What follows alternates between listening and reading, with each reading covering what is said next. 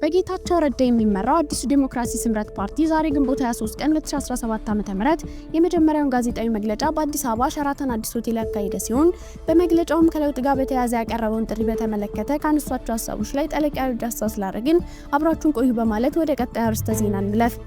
የትግራይ ጊዜያዊ አስተዳደር የጤና ባለሙያዎች ጥያቄ ምላሽ ይሆናል ያለውን መግለጫ አውጥቷል። ይህም የዝርዝር ዜናችን አንዱ አካል ነው። ከውጭ ዜና የፈረንሳይ ፕሬዝዳንት ኢማኑኤል ማክሮን አሜሪካና አውሮፓ በዩክሬንና በጋዛ ያለውን ጦርነት ቶሎ ካልፈቱ ታማኝነታቸውን ሊያጡ እንደሚችሉ አስጠነቀቁ። መረጃው ዝርዝር አለው። በሌላ ዜና በሰሜን ጋዛ የመጨረሻ ሆስፒታል በእስራኤል ትዕዛዝ ስራ ለማቆም መገደዱን ገለጹ። በዚህ መረጃ ላይና በናይጄሪያ በደረሰው ከባድ የጎርፍ አደጋ የሟቾች ቁጥር 110 ደረሰ።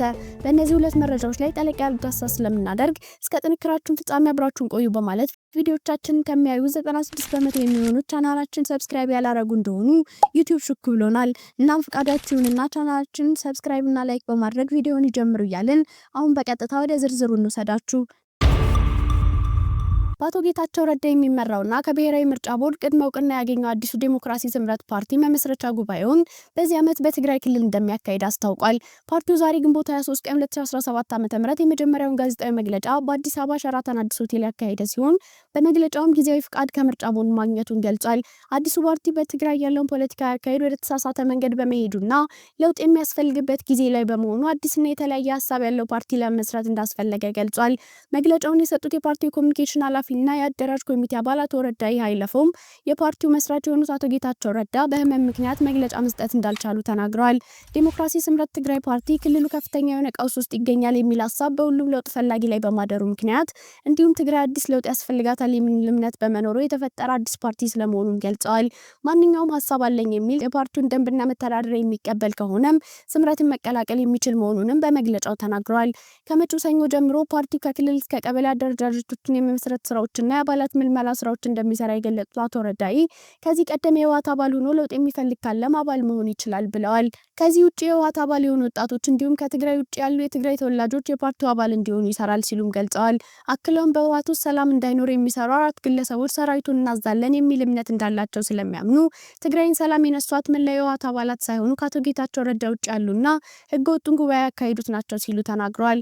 በአሁኑ ወቅት የፓርቲው መስራች አባል ከሆኑት ውስጥ 100 ያህሉ የህወሓት የወጡ መሆናቸውን ከነዚህ ውስጥም ከ90% በላይ የሚሆኑት በትግራይ እንደሚገኙ አቶ ረዳይ ገልጸዋል።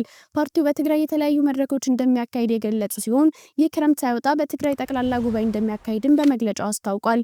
የኢትዮጵያ ብሔራዊ ምርጫ ቦርድ በአቶ ጌታቸው ረዳ ለተመሰረተው አዲሱ የትግራይ ፓርቲ ዲሞክራሲ ስምረት ትግራይ ስምረት ፓርቲ ጊዜያዊ የፖለቲካ ፓርቲዎች የምዝገባ ፈቃድ ባሳለፍነው ሳምንት መስጠቱ ይታወቃል።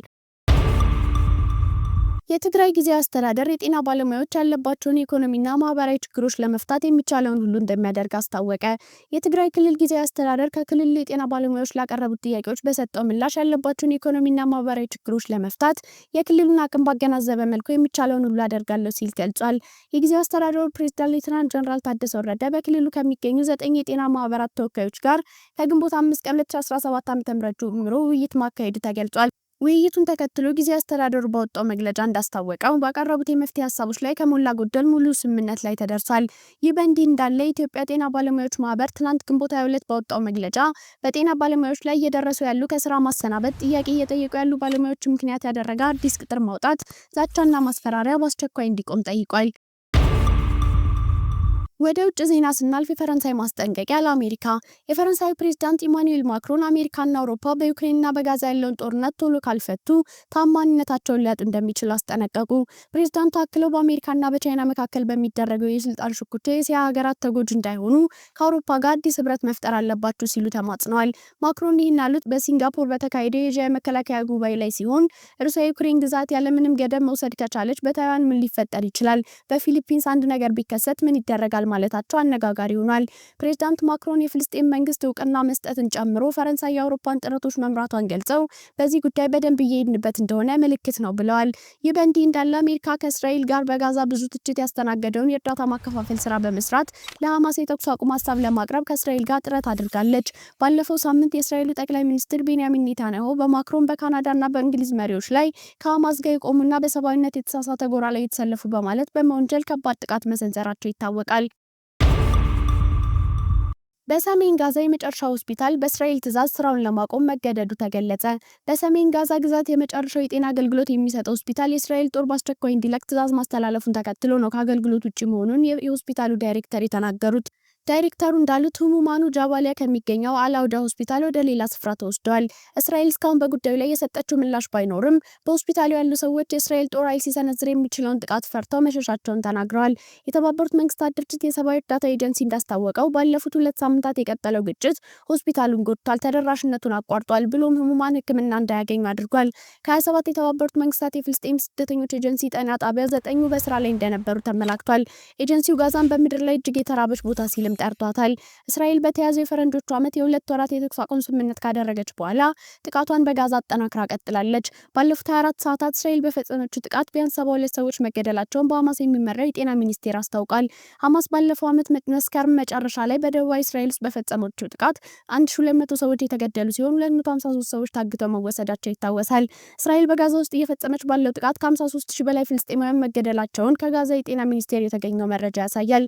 ከነዚህ ውስጥም አብዛኞቹ ሴቶችና ህጻናት መሆናቸውን በሐማስ አስተዳደር ስር ካለው የጤና ሚኒስቴር የወጣው መረጃ አመላክቷል። እስራኤል በጋዛ ጦርነት በፍልስጤማውያን ላይ የዘር ማጥፋት ወንጀል እየፈጸመች ነው ሲል አምነስቲ ኢንተርናሽናል መግለጹ ይታወሳል። እስራኤል ግን ይህንን አልተቀበለችውም። በናይጄሪያ በደረሰው ከባድ የጎርፍ አደጋ የሟቾች ቁጥር 110 ደረሰ። በማዕከላዊ ናይጄሪያ በደረሰው ከባድ የጎርፍ አደጋ የሟቾች ቁጥር 110 መድረሱን የሀገሪቱ ባለስልጣናት አስታውቀዋል። አደጋው የደረሰው ከዋና ከተማዋ አቡጃ 300 ኪሎ ሜትር ርቀት ላይ በምትገኘው ሞኳ ከተማ ላይ ነው። በማዕከላዊ ናይጄሪያ የጣለው ከባድ ዝናብ ያስከተለው ጎርፍ በትንሹ 110 ሰዎች መሞታቸውን ባለስልጣናት ለቢቢሲ የተናገሩ ሲሆን የሟቾች ቁጥር ከዚህ ሊበልጥ እንደሚችልም ስጋታቸውን ገልጸዋል። በናይጄሪያ ሚካኤላ ሙሳ ተብሎ የሚጠራው ይህ ስፍራ አርሶ አደሮች ምርቶቻቸውን ለገበያ የሚያቀርቡበት አካባቢ ሲሆን በስፍራ የተከሰተው አደጋ አካባቢውን ወደ ፍርስራሽነት ቀይሮታል ተብሏል። በአካባቢው ለረጅም ሰዓት ያለመቋረጥ የዘነበው ዝናብ ከ50 በላይ ቤቶችን ከነነዋሪዎቻቸው በጎርፍ እንዲወሰዱ ምክንያት ሆኗል ነው የተባለው። የናይጄሪያ መንግስት በጎርፍ አደጋው የተሰማውን ሐዘን ገልጾ የአደጋ ጊዜ ኤጀንሲዎች የጠፉትን የማፈላለግና ነፍስ የማዳን ዘመቻው ላይ እንዲረባረቡ ጥሪ አቅርቧል። ውድ የዜና ላፍታ ቤተሰቦች የሰዓቱ መረጃዎቻችን ያዳመጣችሁትን ይመስል ነበር። ስለተከታተላችሁን እያመሰገንን ቻናላችንን ሰብስክራይብ በማድረግ ቤተሰብ እንድትሆኑ እየጋበዝን በዚሁ ተሰናበትን። ጤና ይስጥልን።